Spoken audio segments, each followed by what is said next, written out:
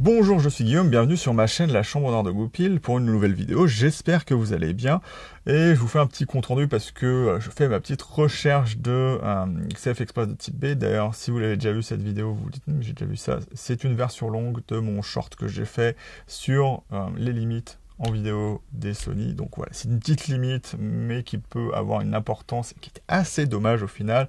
Et ce serait bien d'avoir un firmware pour un peu remédier à ça, mais je ne sais pas si ça arrivera un jour. Donc en cherchant des CF Express de type B, je me suis dit c'est quand même assez compliqué parce que contrairement aux SD et aux CF Express de type A, elles n'ont pas d'inscription de limite basse d'enregistrement, donc il faut aller tout le temps chercher la limite basse chez tous les constructeurs.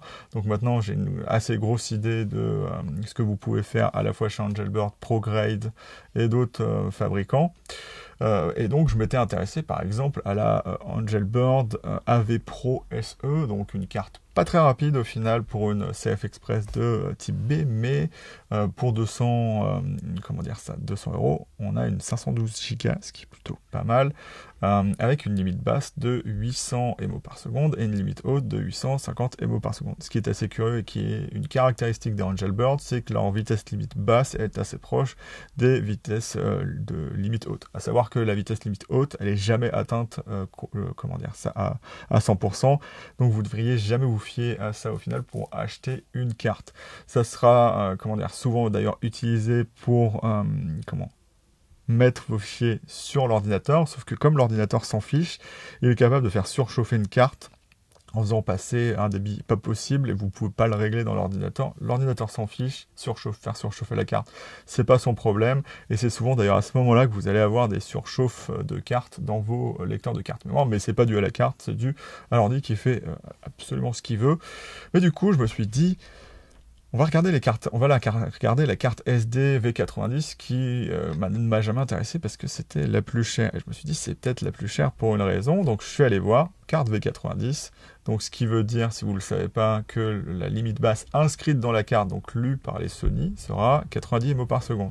Donc Sony dira, voilà, la carte peut faire tous les codecs qui ont besoin de moins de 90 MO par seconde. À savoir qu'en mégabits par seconde, il faut le multiplier par 8. Donc voilà, c'est comme ça que vous saurez ce que vous pouvez faire de base.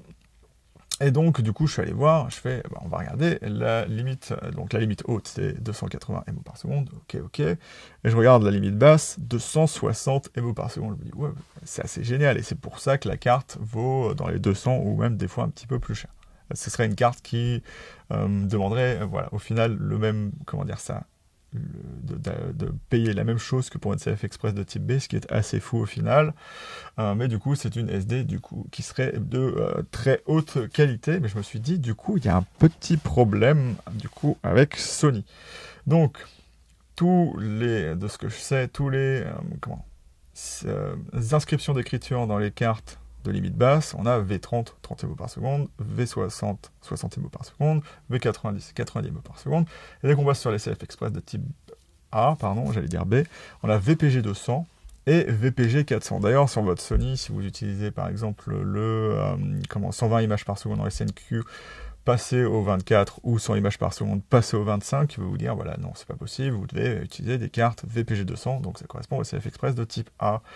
Et ces inscriptions, elles n'arriveront jamais sur des SD. Ce qui fait que cette carte qui pourrait être utilisée sur un A7S3 et comme ce qui est demandé, c'est des VPG 200, donc 200 MB par seconde, qui pourraient faire tous les codecs disponibles et tous les types d'enregistrements disponibles sur un A7S3, A1 ou un A7 IV, eh ben, c'est pas possible juste parce qu'elle n'a pas accès juste à la petite écriture qui dit 200 MO par seconde, alors qu'elle fait 260 et qu'elle accepterait totalement, sans aucun problème, ce type d'enregistrement. Et du coup, moi, ce que j'aimerais voir sur un Sony qui n'arrivera certainement pas, c'est d'avoir la possibilité d'empêcher cette lecture des inscriptions dans la carte pour qu'on puisse enregistrer ce qu'on veut. Certes, de base, c'est très très bien parce que quand vous n'êtes pas professionnel ou que vous êtes un peu tête en l'air, vous êtes empêché de faire des codecs qui ferait que la qualité vidéo diminue parce qu'il y a un crash, donc plus de vidéo, ou qu'il y a des images qui manquent, ce que vous pouvez par exemple faire sur un enregistreur externe. Je sais que moi j'utilise souvent une V60, mais lorsqu'on utilise 60 images par seconde par exemple, avec l'équivalent du ProRes HQ, donc c'est le DNX HQX, me semble-t-il, ce que j'utilise en MXF, mais c'est juste le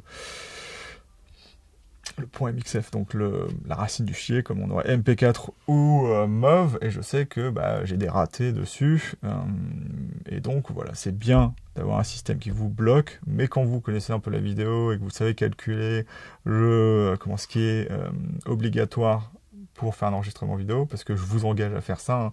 Moi, quand je teste un appareil photo, c'est pour ça que j'ai autant de connaissances dessus, je réécris, c'est très très long d'ailleurs, je réécris dans un carnet pour pouvoir avoir accès tout le temps, toutes les caractéristiques, notamment par exemple les caractéristiques vidéo Canon, la plupart des caractéristiques vidéo du R7, du R6 et d'autres appareils photo, je les connais par cœur parce que je les ai marqués dans un carnet.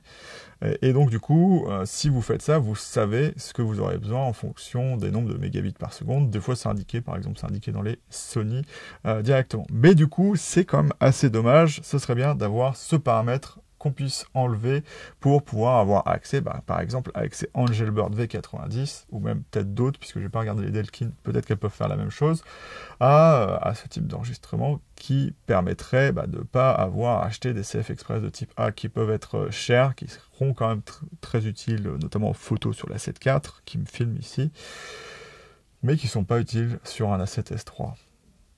Donc voilà, je vais vous laisser là-dessus, j'espère que ça vous aura intéressé, si vous avez des questions, vous pouvez les poser, et puis voilà, je vais vous laisser là-dessus, je vais vous dire salut et à bientôt dans la chambre d'art de Goupil pour une nouvelle vidéo, dans ces vidéos d'été un petit peu, comment dire ça, chill, on va dire, c'est pas forcément les vidéos avec le plus de contenu, même si bientôt il y aura un test du Ronin du Ronin S3, pardon. Oui, je dis parce que ça c'est la suite du RSC2. Donc je vais vous dire salut et à bientôt.